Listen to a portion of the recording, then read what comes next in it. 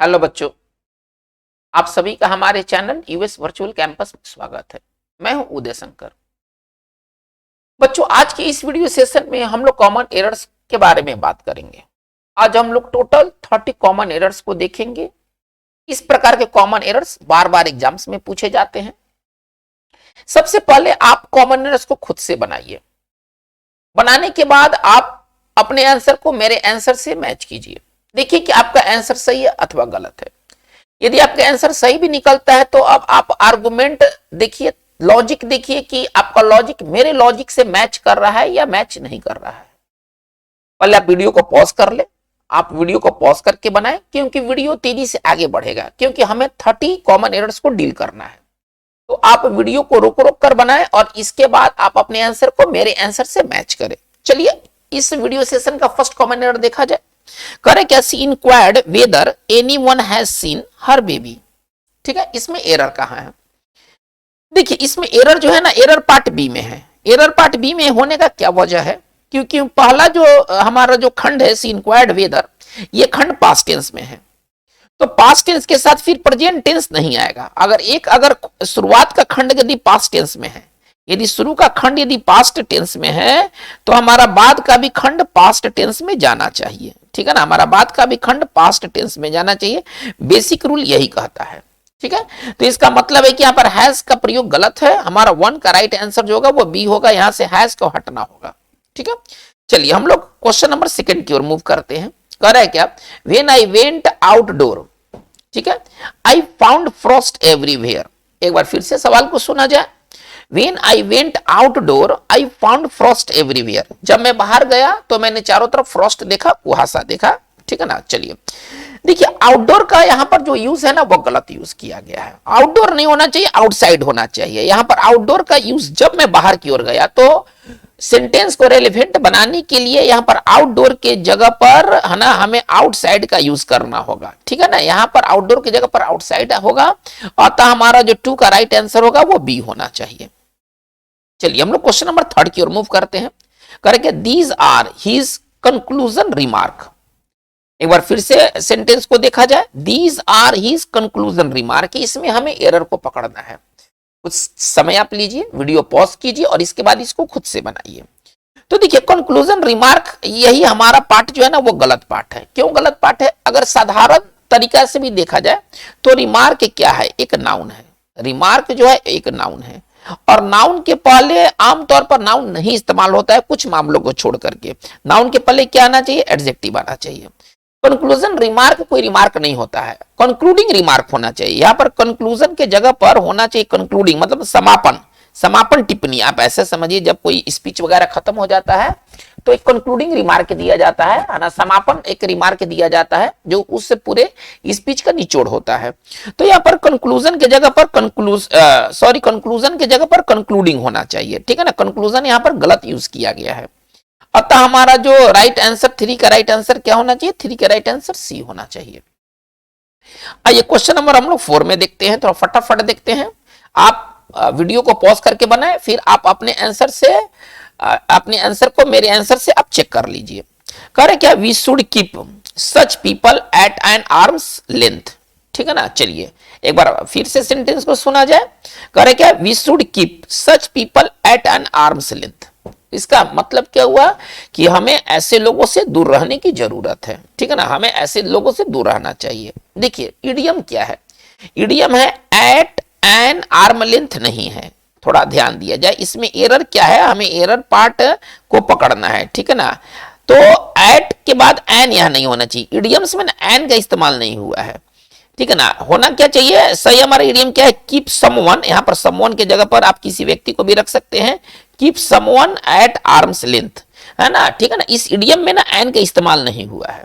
इसका मतलब होता है कि किसी व्यक्ति से दूरी बनाए रखना। ठीक है ना, किसी गलत टाइप के व्यक्ति से दूरी बनाए रखना।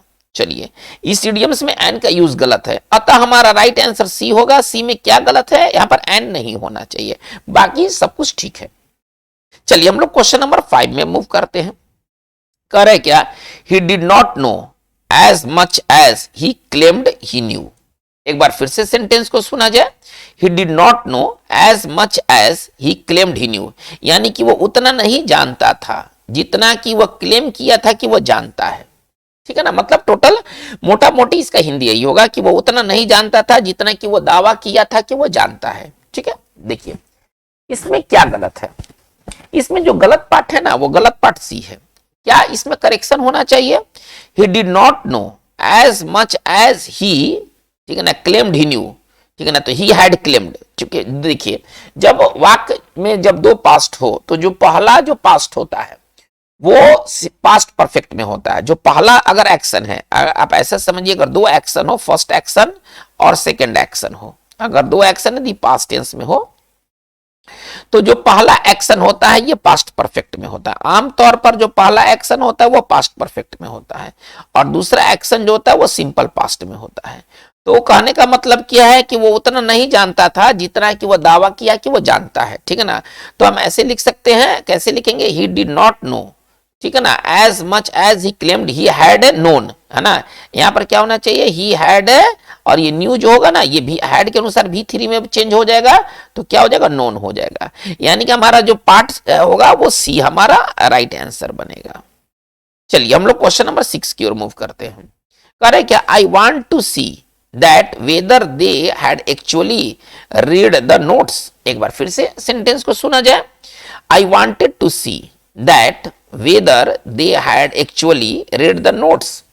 चलिए देखिए इसमें एरर, इस तरह के एरर बार बार पूछे जाते हैं, बार बार पूछे जाते हैं। इस तरह के एरर्स पर अगर आप हाथ अगर प्रैक्टिस कर लेते हैं, ठीक है ना, बढ़िया प्रैक्टिस कर लेते हैं तो एरर बनाना बहुत आसान हो जाएगा। देखिए वेदर के साथ दैट नहीं लगता है। एक बेसिक रूल क्या है कि वेदर और, है ना, वेदर के साथ हम दैट का प्रयोग नहीं करते हैं, क्योंकि दोनों कनेक्टर है, दोनों जोड़ता है, वाक्य को दोनों जोड़ता है और दो वाक्यों को जोड़ने के लिए एक कनेक्टर काफी है। दो वाक्यों को जोड़ने के लिए एक कनेक्टर काफी है। तो हमारा वाक्य किस प्रकार होना चाहिए, I wanted to see whether, है ना, यहां दैट लगाने की कोई जरूरत नहीं है, वेदर के साथ दैट का प्रयोग नहीं होता है। ठीक है, अतः हमारा जो आंसर होगा वो 6 का राइट आंसर क्या होना चाहिए, बी होना चाहिए। 7 में देखते हैं, कह रहे क्या, having finished the paper early he came out of the hall, है ना, having finished the paper early he came out of the hall almost an hour before the bell rang. Hindi निकालिएगा तो थोड़ा सा आपको एरर बनाने में मदद मिलेगा। कह रहे कि पेपर को जल्दी खत्म कर देने के बाद वो हॉल से बाहर निकल गया, है ना, लगभग 1 घंटा पहले, बेल बजने के 1 घंटा पहले। देखिए अभी बात हुआ है कि अगर दो क्रिया अगर पास्ट में हो, फर्स्ट एक्शन और सेकंड एक्शन, अगर दो क्रिया अगर पास्ट में हो, आप ऐसे समझिए, तो जो पहली जो क्रिया है ना ये पास्ट परफेक्ट में बनता है और दूसरी क्रिया जो है वो सिंपल पास्ट में बनता है। चलिए अब आपका यहां से आंसर मिलना बहुत आसान हो जाएगा। देखिए he came out of the hall, वो हॉल से बाहर निकल गया, almost an hour before the bell rang, यानी कि बेल बजने के पहले वो 1 घंटा निकल गया था। यानी कि पहला काम निकलने का हुआ, आप ऐसा समझिए, इसके बाद काम बेल बजने का होगा नहीं, बेल बजने से 1 घंटा पहले निकल गया था तो पहला काम तो हॉल से निकलने का हुआ। तो यहाँ पर he came out के जगह पर क्या होना चाहिए, यहाँ पर पास्ट परफेक्ट चाहिए, यहाँ पर कौन सा टेंस चाहिए, यहाँ पर आपको चाहिए पास्ट परफेक्ट टेंस चाहिए। तो यहाँ पर क्या होना चाहिए, ये पूरा खंड कैसे सही होगा, ही हैड, है ना, he had come out of the hall, हमारा ऐसे होना चाहिए। यहां पर क्या लगेगा, यहां पर हैड लगेगा। जब हैड लगेगा तो ये केम किस में बदल जाएगा, जब यहां पर हैड हम लगाएंगे तो यहां केम किस में बदल जाएगा, तो हैड के बाद V3 होता है तो कम केम कम। इसका मतलब है कि हमारा पार्ट क्या होगा, हमारा पार्ट जो होगा वो 7 का राइट आंसर जो होगा वो बी होगा। हमारा जो 7 का जो राइट आंसर होगा वो सर क्या होगा, 7 का राइट आंसर बी होने वाला है। यहां पर ही हैड कम आउट होना चाहिए। ठीक है, चलिए हम लोग आगे बढ़ते हैं। करें क्या, it would be nice to have a good evening stroll after 5 hours of office. पूरा हिंदी पहले निकालते हैं। करें क्या, एक बार फिर से पहले सेंटेंस को देखा जाए, it would be nice to have a good evening stroll after 5 hours of office. करे कि 5 घंटा ऑफिस के बाद, माना इवनिंग स्ट्रॉल करना, ठीक है ना, मतलब टहलना, स्ट्रॉल का मतलब टहलना होता है तो एक अच्छा चीज होगा। करे कि it would be nice to have a good evening stroll after 5 hours of office. देखिए यहां पर जो एरर पार्ट है ना, ये पार्ट सी में है। 5 आवर्स ऑफ ऑफिस नहीं होगा, 5 आवर्स एट ऑफिस होगा। ऑफिस के 5 घंटा के काम के बाद शाम को टहलना अच्छा होता है या अच्छा होगा। यहां पर ऑफ का प्रयोग गलत हुआ है। आप ऑफिस में बैठ करके 5 घंटे स्पेंड किए है ना, तो यहां पर ऑफ का जरूरत नहीं, यहां पर एट का जरूरत है। ऑफिस के साथ हम प्रीपोजिशन एट का प्रयोग करते हैं। अतः हमारा 8 का राइट आंसर क्या होना चाहिए? 8 का राइट आंसर हमारा सी होगा। आइएगा 9 में, Arun likes geography more than he likes history. एक बार फिर से बात को देखते हैं। अरे क्या, Arun likes geography more than he likes history. Arun likes ये खंड सही है, ज्योग्राफी ये लाइन ठीक है। चलिए मोर देन ये भी लाइन ठीक है, लाइक्स ज्योग्राफी मोर देन, है ना। चलिए अब देखिए यहां पर अब अरुण के लिए ही लगाने का जरूरत नहीं है ना। अरुण के लिए ही लगाने का ऐसे हम लिख सकते हैं, Arun likes geography more then history, है ना। इतना लगाने की जरूरत नहीं है। यहां पर फालतू दिया। ही लाइक्स तो इसके बगैर भी काम हो जाएगा ना, यहां से निकल जाएगा Arun likes geography more then history, यानी कि हिस्ट्री से ज्यादा वो ज्योग्राफी को वो पसंद करता है। यानी कि ही लाइक्स इसमें फालतू है, इसको हटा दिया जाए। यहां पर ये सुपरफ्लुअस है ना, यहां पर ये फालतू है, अनावश्यक है, इसकी कोई जरूरत नहीं है। वो अरुण लाइक से ही वो चीज क्लियर हो गया है। यानी कि हमारा 9 का आंसर क्या होना चाहिए? 9 का आंसर सी होना चाहिए। आइए बच्चों 10 नंबर क्वेश्चन को देखते हैं। पहले आप देखिए कि आपका कितना सही हो रहा है। कर क्या, price brings a great dealing of vanity and egotistic inflation. बहुत आसान है। सेंटेंस के साइज को देख करके आप घबराइए नहीं, इनके आंसर को जानिएगा तो लगेगा कि इनके आंसर में कोई दम ही नहीं है। करे क्या, price brings a great dealing of vanity. देखिए एक ग्रेट डील होता है, फ्रेज क्या होता है? एक ग्रेट डीलिंग नहीं होता है। ये बहुत ज्यादा कहने के लिए ग्रेट डीलिंग नहीं होता है, क्या होता है? एक ग्रेट डील होता है।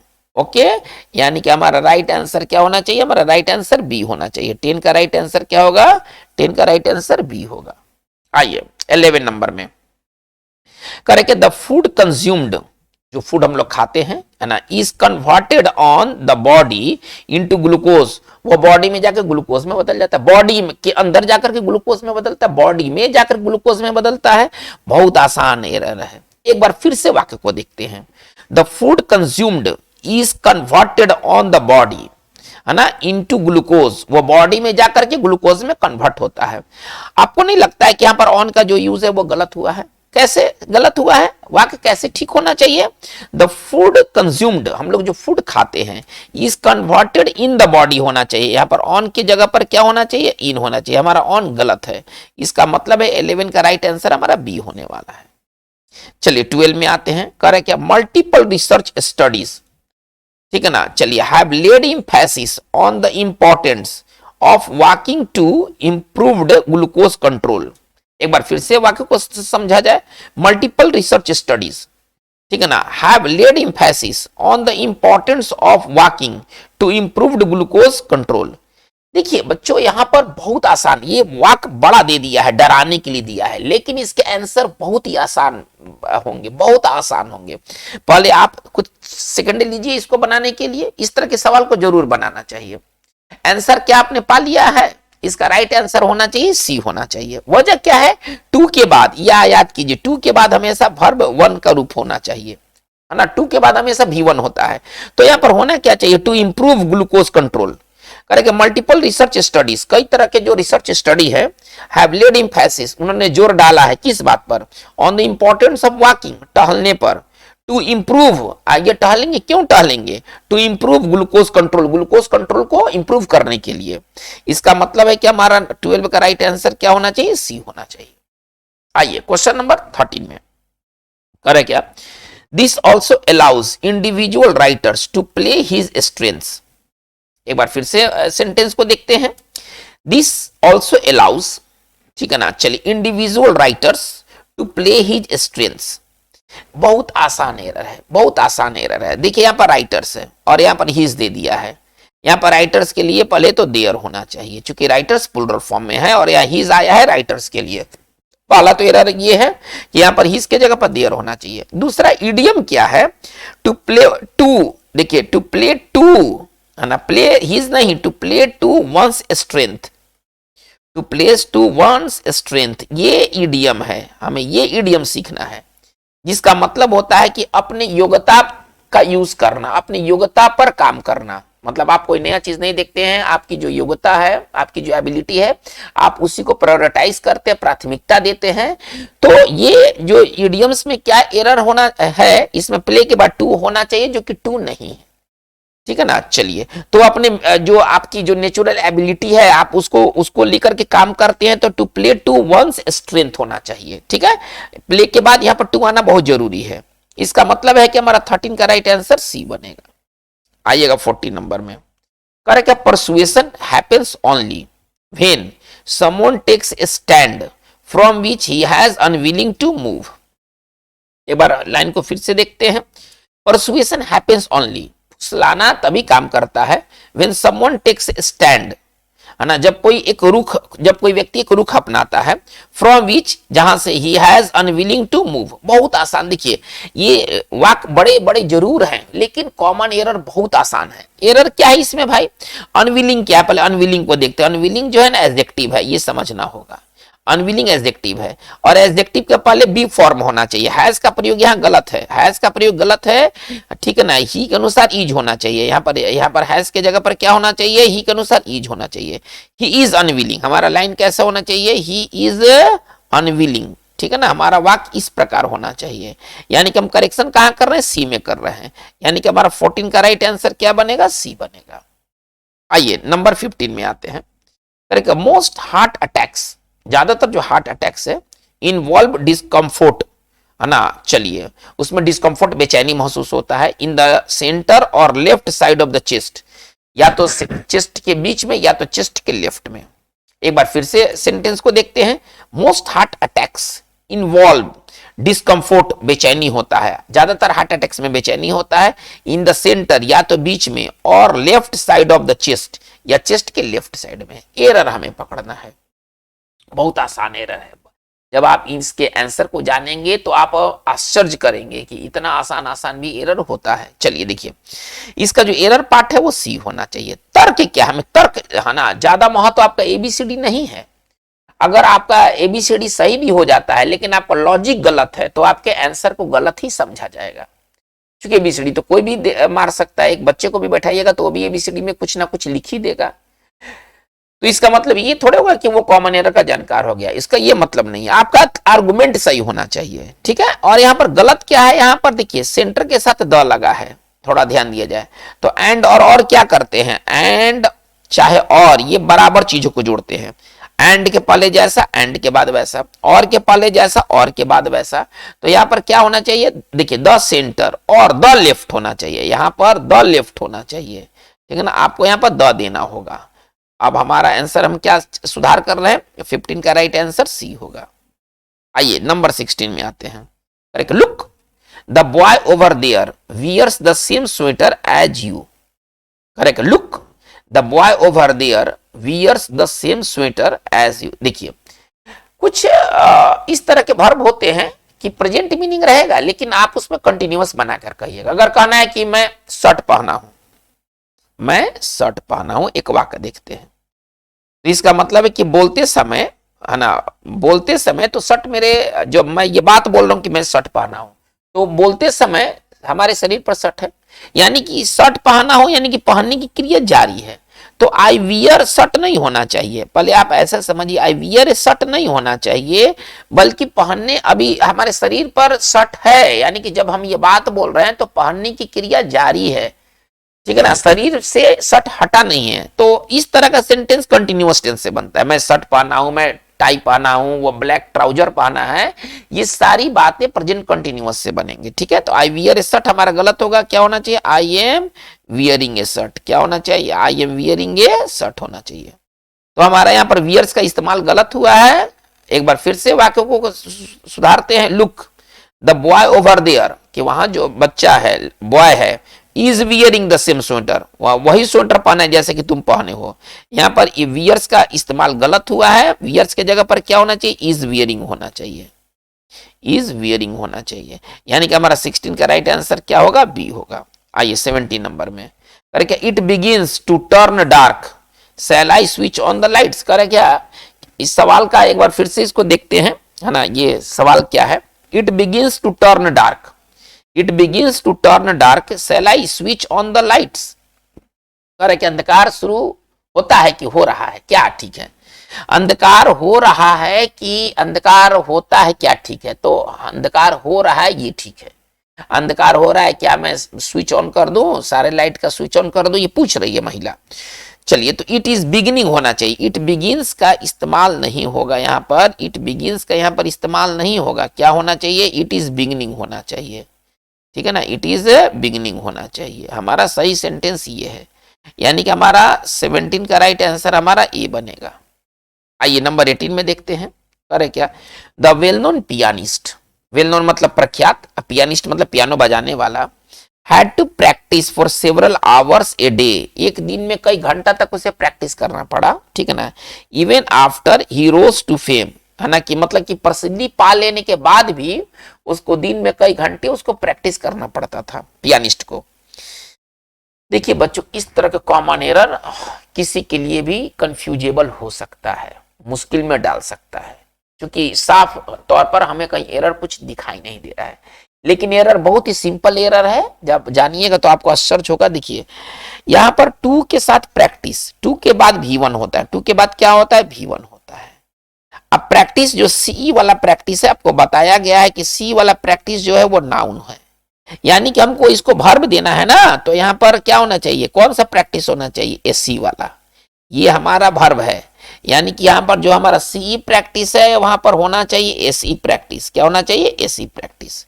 यानी कि हमारा जो राइट आंसर होना चाहिए वो 18 का राइट आंसर बी होना चाहिए। आइए नंबर 19 में आते हैं। करे क्या, the lawyer asked the complainant, है ना, टू पुट हिज साइन, है ना, ऑन द पेपर। लायर ने कहा, शिकायत करने वाले को लायर ने कहा, जिसने शिकायत किया था कोर्ट में, तो उसके लायर ने कहा कि भैया पहले आप इस कागज पर साइन कर दे। देखिए एक बार वाक्य को फिर से देखा जाए, the lawyer asked the complainant, the lawyer asked the complainant to put his sign, to put his sign on the paper. देखिए पुट हिज, यहां पर साइन नहीं होना चाहिए, सिग्नेचर होना चाहिए। यहां पर देखिए हस्ताक्षर के सेंस में साइन जब होता है ना, तब वो वर्ब होता है, तब वो वर्ब होता है। साइन का जब इस्तेमाल जब हम हस्ताक्षर के सेंस में करते हैं, है ना, हस्ताक्षर के सेंस में जब हम साइन का इस्तेमाल करते हैं तब वो वर्ब होता है, हस्ताक्षर करना। लेकिन यहां पर ही, यहां पर पॉसेसिव है, पॉसेसिव के बाद क्या इस्तेमाल होगा, नाउन, वर्ब नहीं इस्तेमाल होगा, नाउन इस्तेमाल होगा। तो नाउन साइन नहीं होता, नाउन सिग्नेचर होता है। देखिए साइन वर्ब है और सिग्नेचर उसका क्या है, सिग्नेचर उसका नाउन है, सिग्नेचर उसका नाउन है। इसका मतलब है कि हमारा 19 का आंसर क्या होना चाहिए, 19 का आंसर बी होना चाहिए। आइए नंबर 20 में। अरे क्या, wise main follow Nobel ideas, जो बुद्धिमान लोग हैं वो अच्छे आइडिया को फॉलो करते हैं। वेयर एज फुल्स डिसरिगार्ड देम, जबकि जो मूर्ख होते हैं ना उनको अनदेखा करते हैं, अवज्ञा करते हैं, उनकी बेइज्जती करते हैं।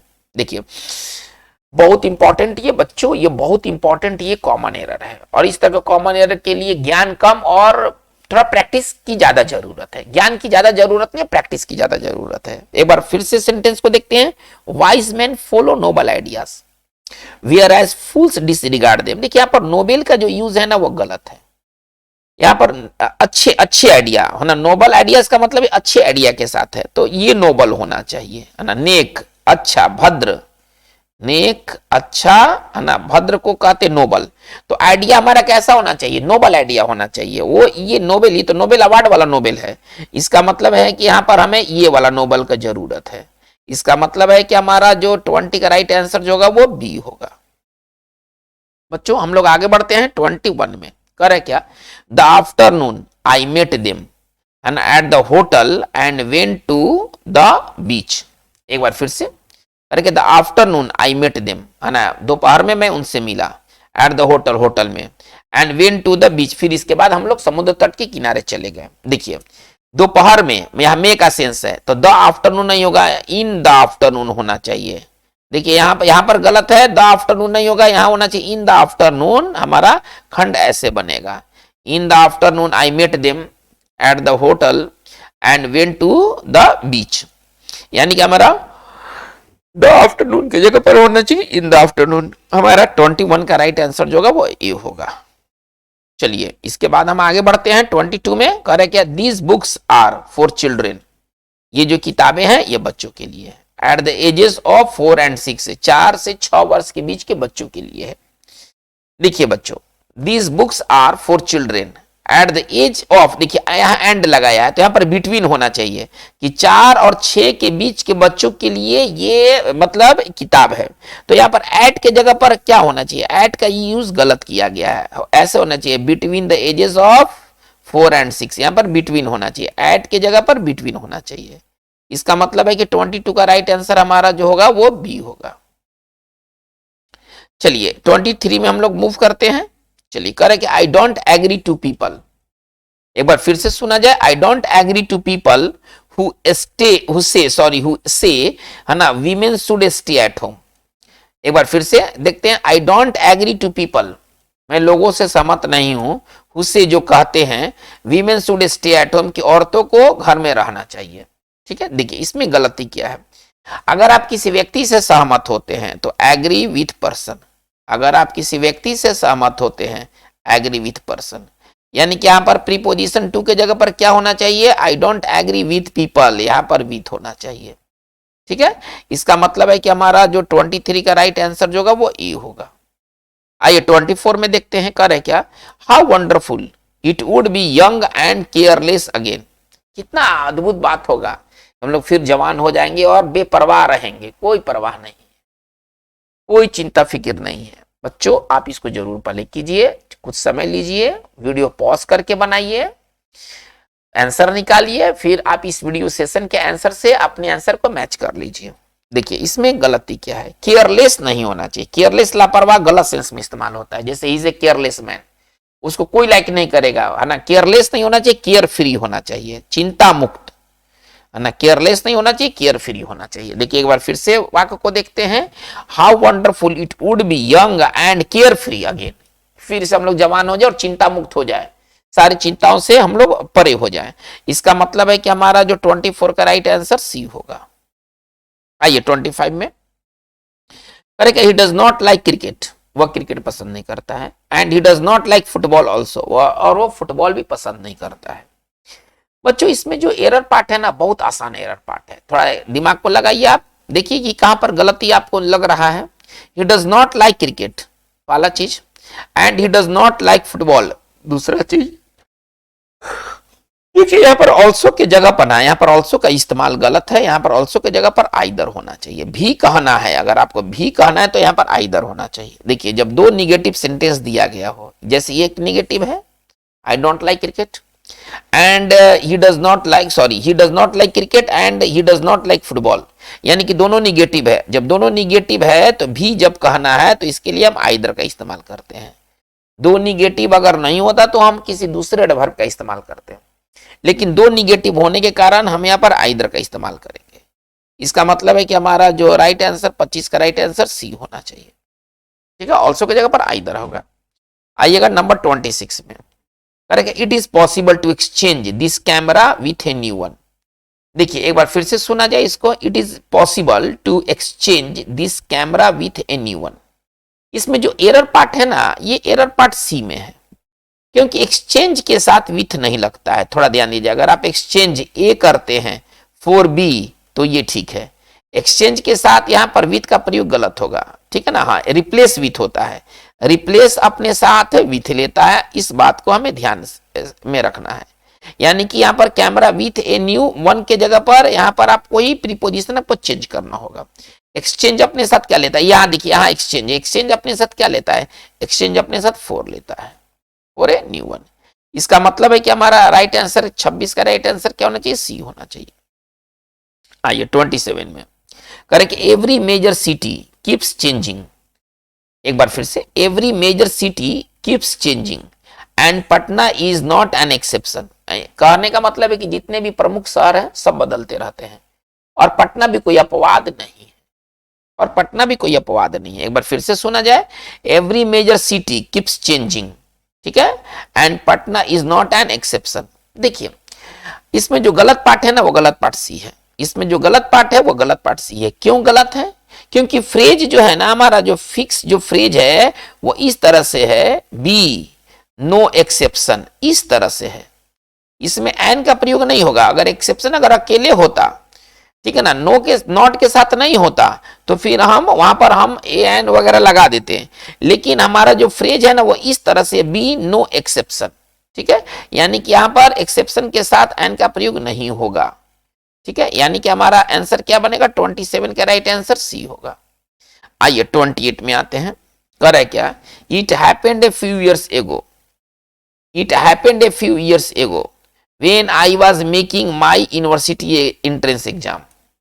एक बार बात को फिर से सुना जाए, it happened a few years ago when I was making my university entrance examination. चलिए देखिए इसमें क्या है, आप एग्जाम को मेक नहीं करते हैं, आप एग्जाम को मेक नहीं करते, मेक एग्जाम नहीं होता है, ये तो पहले सरासर ये गलत है, ठीक है। क्या क्या होता है एग्जाम देने के लिए, टेक एग्जाम, चलिए हैव एग्जाम, अच्छा इसके बाद ठीक है ना, हम ऐसे लिख सकते हैं सिट फॉर एग्जाम, फोर को ब्रैकेट कर लेते हैं, एग्जाम या डू एग्जाम, या एक और ले लेते डू एग्जाम, यानी कि इतने सारे वर्ब एग्जाम देने के लिए टेक एग्जाम, हैव एग्जाम, ये ज्यादा कॉमन है।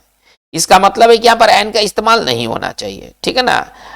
एक बार फिर से देखा जाए, it happened a few years ago, है ना, कुछ साल पहले घटना घटी, when I was making my university entrance exam. यहां पर मेकिंग के जगह पर क्या आप रख दे, टेकिंग, यहां पर मेकिंग के जगह पर हो जाएगा, सबसे बढ़िया वर्ड है टेक एग्जाम, होता है एग्जाम देने के लिए। चलिए इसका मतलब है कि हमारा 28 का राइट आंसर क्या होना चाहिए, बी होना चाहिए। आइए 29 में आते हैं, करें क्या, there is no reliable evidences to suggest that the situation is improving. एक बार फिर से देखा जाए, there is no reliable evidences to suggest that the situation is improving, इसमें गलती हमको खोजना है। बच्चों आपको नाउन सेक्शन में आपने जरूर पढ़ा होगा कि एविडेंस मतलब सबूत, साक्ष्य, ये एक सिंगुलर नाउन है, इसमें एस कभी नहीं लगता है, ये अनकाउंटेबल नाउन है, पहले आप ऐसे समझें। और अनकाउंटेबल नाउन में कभी भी एस लगा करके काम नहीं करना चाहिए, ठीक है। इसका मतलब एविडेंसेस, एविडेंसेस के जगह पर क्या होना चाहिए, एविडेंस होना चाहिए, ओके। यानी कि हमारा 29 का राइट आंसर क्या होगा, ए होगा। आइए 30 नंबर में करें कि all the aircrafts have to be checked and refuelled, यानी कि जितने भी एयरक्राफ्ट हैं सबको चेक करना होगा, सब में ईंधन भरना होगा, ठीक है। देखिए एयरक्राफ्ट का प्लुरल एयरक्राफ्ट होता है ना, गलत जो है ना वो ए में है, एयरक्राफ्ट सिंगुलर भी है, ये वर्ड जो सिंगुलर भी है और यही वर्ड प्लुरल भी है, थोड़ा ध्यान दिया जाए, एयरक्राफ्ट सिंगुलर भी है, एयरक्राफ्ट प्लुरल भी है, उसमें एस का प्रयोग नहीं होगा। तो बच्चों आज के वीडियो सेशन में हम लोगों ने टोटल 30 कॉमन एरर्स को देखा, जो कि एग्जामिनेशन पॉइंट ऑफ व्यू से काफी इंपॉर्टेंट है। बच्चों अगर आप इस चैनल पर नए हैं, अगर आपने इस चैनल को सब्सक्राइब नहीं किया है, यूएस वर्चुअल कैंपस को सब्सक्राइब नहीं किया है, तो आप काइंडली आप उसे सब्सक्राइब कर ले। आप वीडियो को लाइक करें, शेयर करें, ज्यादा से ज्यादा लोगों तक आप इसे पहुंचाएं, ताकि आपके भांति है ना, जो आपके भाई बंधु हैं वो भी फायदा उठा सकें। आज की बात बस इतना ही, थैंक यू वेरी मच।